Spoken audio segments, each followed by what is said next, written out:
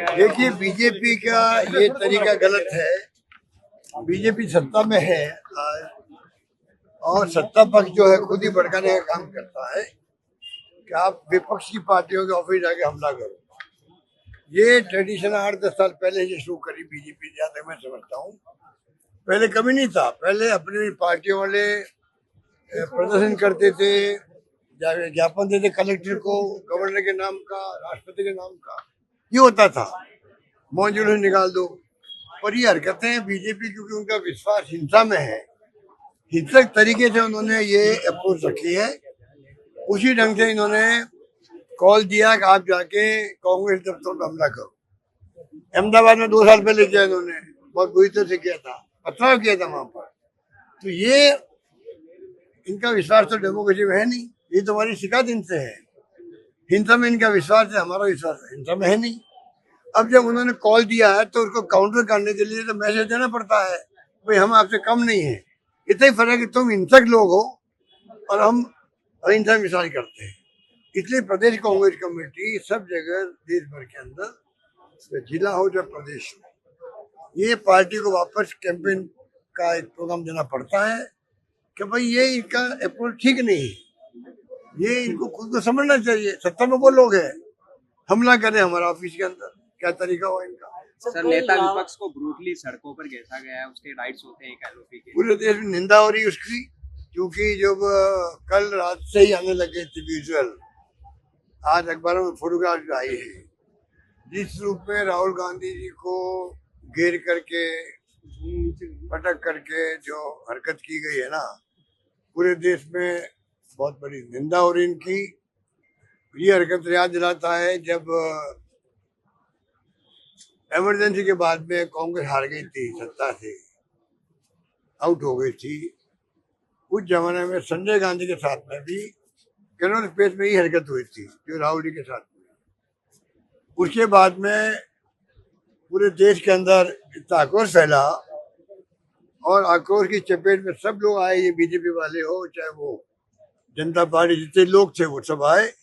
आखिर में सत्ता से उनको हटना पड़ा और इंदिरा गांधी की हवा चली। अब जो हरकत कल की राहुल गांधी के साथ में, ये हरकत भी ले डूबेगी इन लोगों को। पूरे देश में घर घर के अंदर आक्रोश पैदा हो गया है, क्योंकि समस्या से झूठ रहे पहले से ही हो, तो चाहे बेरोजगारी की हो, चाहे वो महंगाई की हो, तोड़फोड़ हो रही है देश के अंदर, वो देख रहे हैं। कहीं जेसीबी चल रही है, कहीं एमएलए एमपी को तोड़ा जा रहा है, कहीं सरकार तोड़ रहा है, पहले लोगों ने सरकार तोड़ी थी। तो चारों ओर जो डेमोक्रेसी को खत्म करे, इलेक्शन कमीशन इनके कब्जे में है। एसआईआर के नाम पे लाखों वोट टूट कट गए और कहा अगली बार दे देंगे वोट। ये बातें जनता भूलने वाली नहीं है।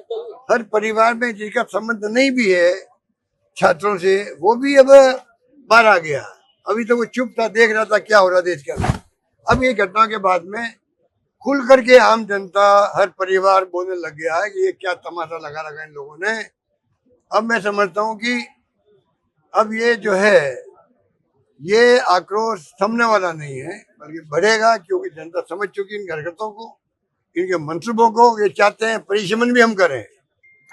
आरक्षण, एक नेशन एक इलेक्शन की बात तो करते हैं, अच्छी लगती लोगों को, पर ये क्यों करते कि मंशा दूसरी है। महिलाओं का आरक्षण तो सोनिया गांधी जी 20-25 साल बोल रही है। हमारी मंशा थी कि आरक्षण मिले, वो तो दे नहीं रहे। अगर मंशा होती तो 542 सीटें जो अभी है उसमें एक तेज दे दीजिए। आप तो हम एमपी हैं, या जो भी एमपी है, हमारी सीट हो जाएगी, महिला हो जाएगी।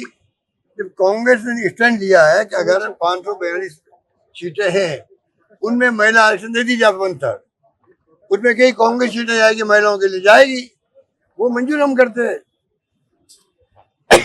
पर जिस प्रकार ये हरकतें कर रहे हैं वो आप सोच सकते हो, क्योंकि इनके मंसूबे अच्छे नहीं है, देश हित में नहीं है।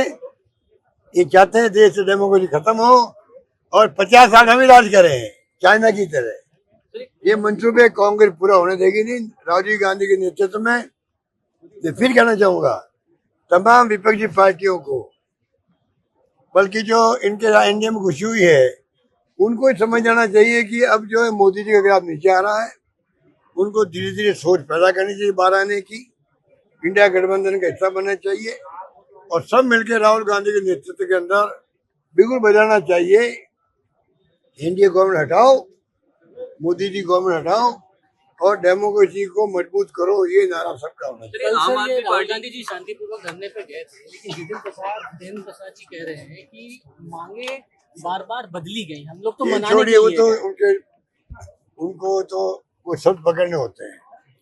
जब राहुल गांधी 1 महीने पहले से कह रहा है कि धर्मेंद्र प्रधान जी का इस्तीफा होना चाहिए, शिक्षा का सिस्टम बदलना चाहिए, जो फीस लेते हैं बच्चों से 8-9 लाख रुपए पर ईयर लगते हैं, उनके रेवेन्यू इतनी ज्यादा होती है, इतना तो बजट उनका सरकार का है।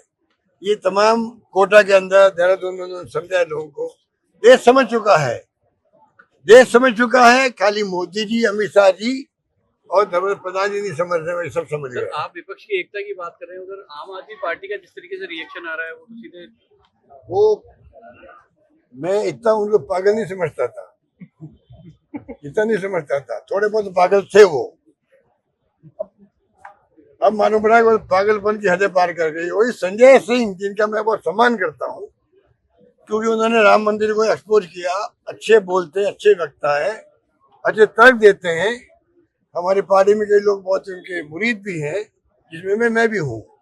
पर जिस प्रकार कल उन्होंने जो बयानबाजी करी, प्रधानमंत्री मोदी जी ने राहुल गांधी को बैठा दिया पीएम के बाहर, तब मुझे लगा कि इनके पागलों की कमी नहीं इन लोगों के अंदर।